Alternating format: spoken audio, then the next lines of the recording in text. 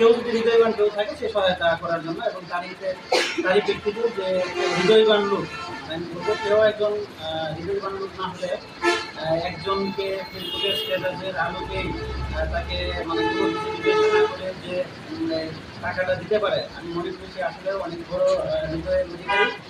আমরা হয়তো তাকে চিনি না, আমরা হচ্ছে তাকে সবার পক্ষ থেকে আমরা তাকে ধন্যবাদ জানাচ্ছি, এবং আমরা ধন্যবাদ জানাচ্ছি আমাদের সাংবাদিক রৌশনকে যে একটা স্বচ্ছতার মাধ্যমে সে এই কাজটা করছে এবং আমাকে এখানে ইনভলভ করেছে বা আমাকে এখানে নিয়ে এসেছে, এবং আমি সত্যিই আনন্দিত।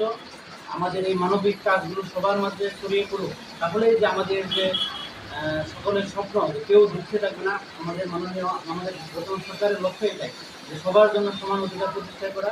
এক্ষেত্রে আমাদের যারা বিভিন্ন পর্যায়ের লোকজন আছে সবার এগিয়ে আসলে সমাজের যে ধনী গরিবের বৈষম্য বা সমাজের যে এই বৈষম্যগুলো দূর হবে এবং সবাই অত্যন্ত ভালোভাবে তাদের জীবন পরিচালনা করতে পারবো। আবারও আমি সাংবাদিক আপনাকে ধন্যবাদ জানাই এবং এখানে আমাকে আমন্ত্রণ জানাবেন, আবারও ধন্যবাদ জানাই।